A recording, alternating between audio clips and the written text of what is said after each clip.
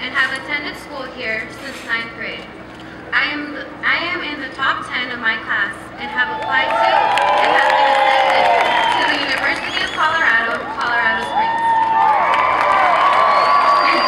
I've had to major in chemistry so that I may go on to medical school and eventually become a pediatrician. Lincoln is a great institute of learning.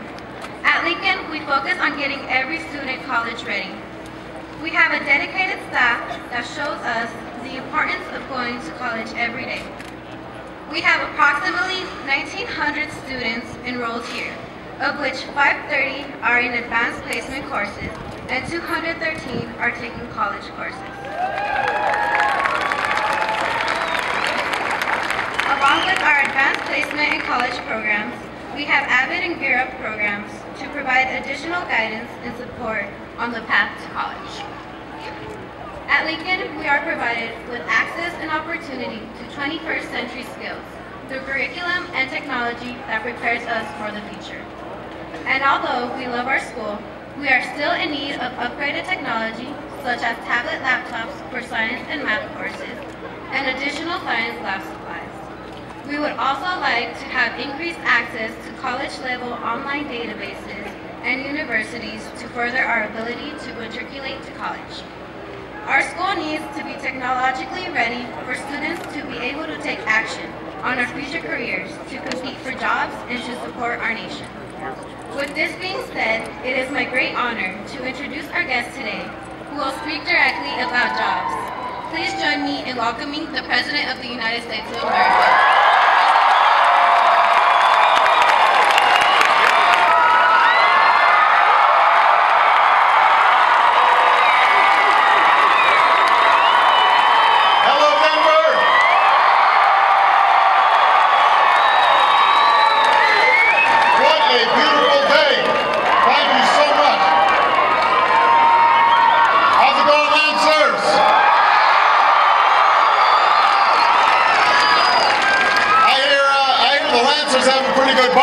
That's the story I've heard. So it is good to be back in Colorado, especially on a gorgeous day like this. It's always like this in late September, isn't it? Absolutely. It's an honor to be here at Lincoln High School. And I want to give a special thank you to Amelia for that wonderful introduction. I was just talking to Amelia. I said she's a senior this year, and she's planning to go to college and planning to be a doctor, and I am absolutely certain she is going to succeed in everything that she does. And she's an example, a great example, of how smarter courses and better technology can help guarantee our kids the foundation that they need to graduate and compete in this new global economy. So we couldn't be prouder of Amelia, and we couldn't be prouder of all the students here at Lincoln.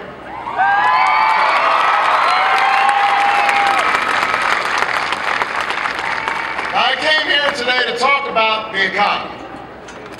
I came to talk about how we can get to a place where we're creating good middle-class jobs again. Jobs that pay well and jobs that offer security.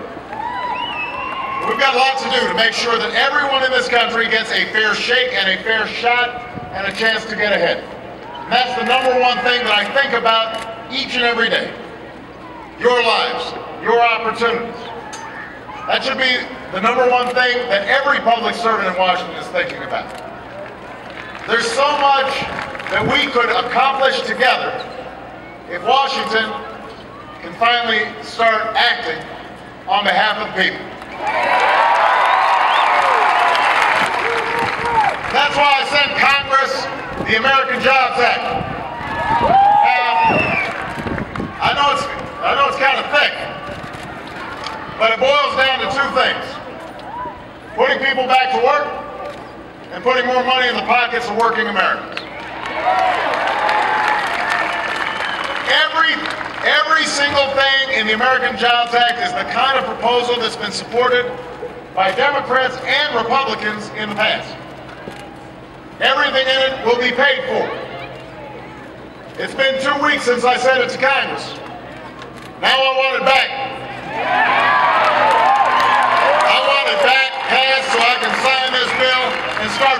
people back to work.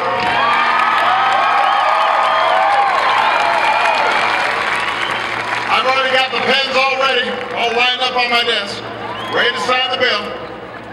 And every one of you can help make it happen by sending a message to Congress. A simple message: pass this jobs bill.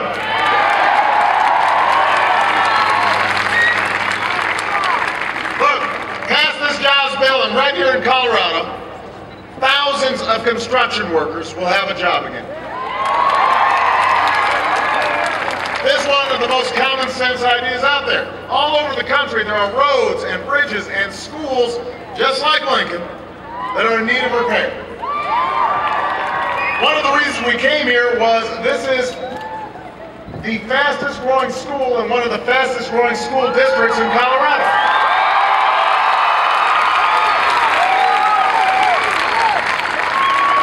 So Lincoln has been adding new AP courses and new language courses, and the wonderful principal and administrators here have been making sure, and the teachers here have been making sure that kids have upgraded computers and learning software that's necessary to prepare all of you students for the jobs and the economy of the future. But you know what? Things like science labs take money to upgrade. The science labs here at Lincoln High were built decades ago, back in the 60s. I don't know if you've noticed, but science and technology has changed a little bit since the 1960s. The world has changed a little bit since the 1960s. So we need to do everything we can to prepare our kids to compete. We need to do everything we can to make sure our students can compete with any students anywhere in the world. And every child deserves a great school, and we can give it to them.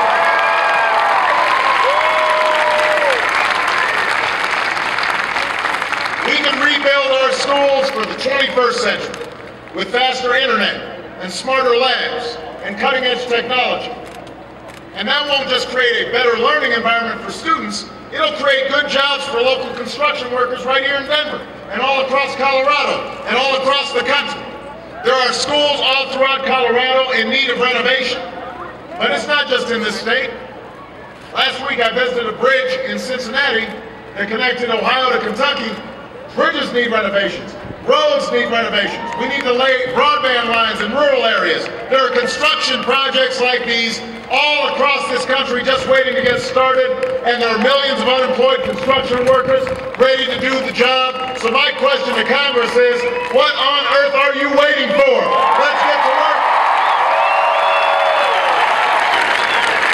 Let's get to work. Let's get to work. Why should our children be allowed to study in crumbling, outdated schools? How does that give them a sense that education is important? We should build them the best schools. That's what I want for my kids. That's what you want for your kids. That's what I want for every kid in America. Why should we let China build the newest airports, the fastest railroads? We should build them right here in America, right here in Denver, right here in Colorado.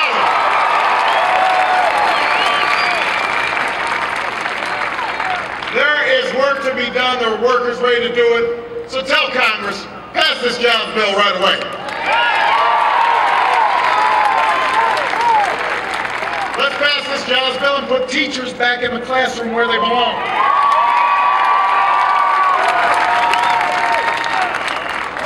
You know, places like South Korea, they're adding teachers in droves to prepare their kids for the global economy. We're laying off our teachers left and right. All across the country, budget cuts are forcing superintendents to make choices they don't want to make. I can tell you the last thing a governor like John Hickenlooper wants to do is to lose teachers. It's unfair to our kids. It undermines our future. It has to stop.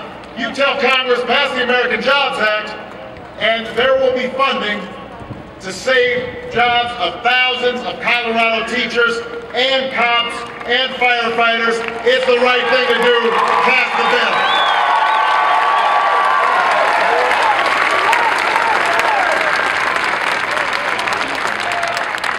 If Congress passes this jobs bill, companies will get new tax credits for hiring Americans' veterans. Think about it. These men and women, they leave their careers, they leave their families. They are protecting us and our freedom.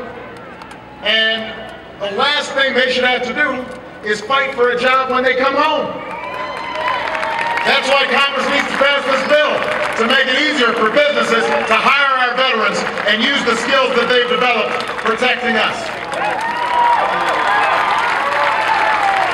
Pass this bill, and it will help hundreds of thousands of young people find summer jobs next year to help them build skills.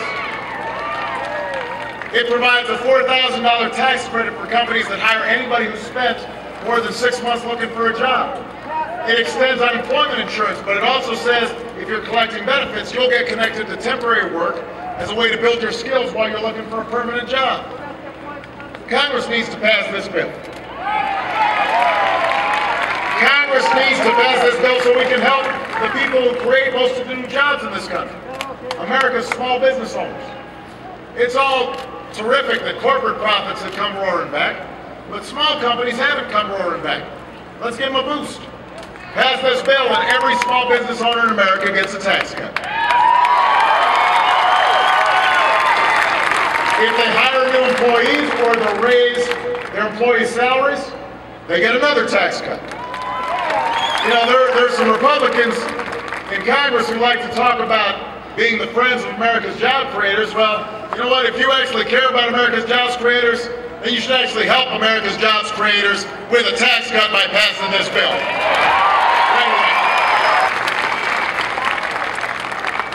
Now finally, if we get Congress to pass this bill, the typical working family in Colorado will get more than $1,700 in tax cuts next year. $1,700 that would have been taken out of your paycheck now goes right back in your pocket. If Congress doesn't act, if Congress fails to pass this bill, middle-class families will get hit with a tax increase at the worst possible time. We can't let that happen. Republicans say they're the party of tax cuts. Well, let them prove it. Tell them to fight just as hard for tax cuts for working Americans as they fight for the wealthiest Americans. Tell them to pass this jobs bill right now.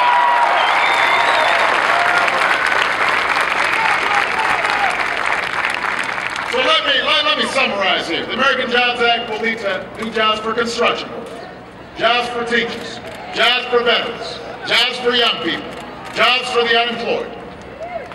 It will provide tax relief for every worker and small business in America. And by the way, it will not add to the deficit. It will be paid for. Last week, I laid out a plan that would not only pay for the jobs bill, but would begin to actually reduce our debt over time. It's a plan that says if we want to create jobs and close the deficit, then we've got to not only make some of the cuts that we've made, tough cuts, with the help of Mark and Michael, we were able to get done. But we've also got to ask the wealthiest Americans and biggest corporations to pay their fair share. Look,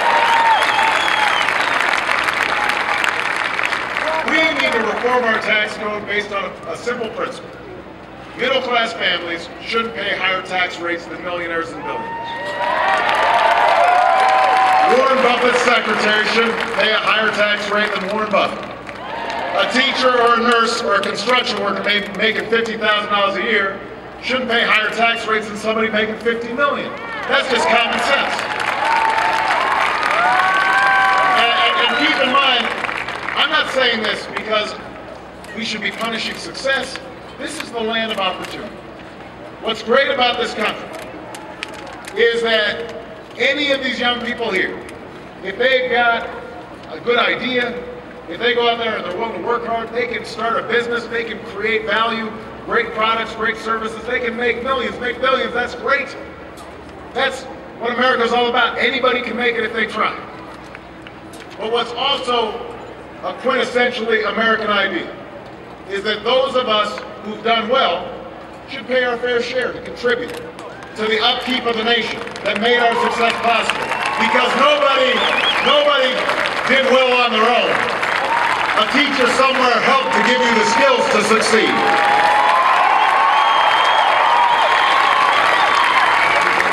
Finally, firefighters and police officers are protecting your property. You're moving your goods and products and services on roads that somebody built. That's how we all do well together. We got here because somebody else invested in us. And we've got to make sure this generation of students can go to college on student aid or scholarships like I did. We've got to make sure that we keep investing in the kind of government research that helped to create the internet, which countless private sector companies then use to create tens of millions of jobs. And you know what? I'm positive. I've talked to most wealthy Americans agree with this. Of course, the Republicans in Congress, they call this class warfare. You know what? If asking a millionaire to pay the same tax rate as a plumber makes me a class warrior, a warrior for the working class, I will accept that. I will wear that shirt.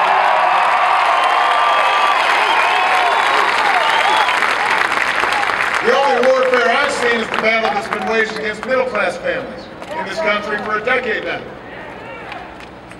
Ultimately, Colorado, this comes down to choices. It comes down to priorities. We want to pay for this jobs plan, put people back to work, close this deficit, invest in our future, and the money's got to come from somewhere. And so my question is, would you rather keep tax loopholes for oil companies, or do you want construction workers to have a job rebuilding our schools and our roads and our bridges? Would you rather keep tax breaks for billionaires that they don't need, or would you rather put teachers back to work and help small businesses and cut taxes and reduce our deficit?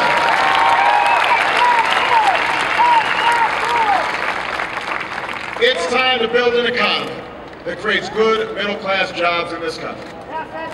It's time to build an economy that honors the values of hard work and responsibility.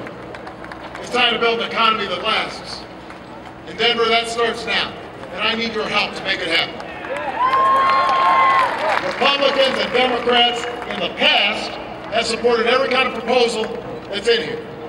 There's no reason not to pass it just because I've proposed it. We need to tell them it's time to support these proposals right now. You know, there's some Republicans in Washington who said that some of this might have to wait till the next election. Maybe we should just stretch this out rather than work together right now. Some even said that if they agree with the proposals in the American Jobs Act, they still shouldn't pass it because it might give me a win. Think about that. Give me a win, give me a break. That's why folks in Washington, that's why folks are fed up with Washington.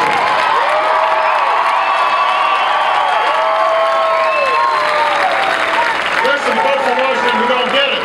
This isn't about giving me a win, this is about giving Democrats and Republicans a chance to do something for the American people. It's about giving people who are hurting a win. That's what this is about. It's about giving small business owners a win, and entrepreneurs a win, and students a win, and working families a win. Giving all of us a win. The next election is nearly 14 months away. The American people don't have the luxury of waiting that long. There are folks here in Colorado who are living paycheck to paycheck, week to week. They need action, they need it now. So I'm asking all of you, I need you to lift up your voices. Not just here in Denver, but anybody watching, anybody listening, anybody following online, I need you to call, email, tweet, fax, visit, tell your congressperson, unless it's the congressperson's here because they're already on board. Tell them you are tired of gridlock, you are tired of the games. Tell them the time for action is now. Tell them you want to create jobs now. Tell them to pass the bill.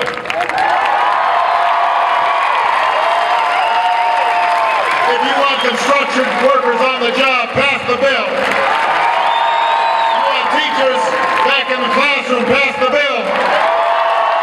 If you want a tax cut for small business owners, pass the bill.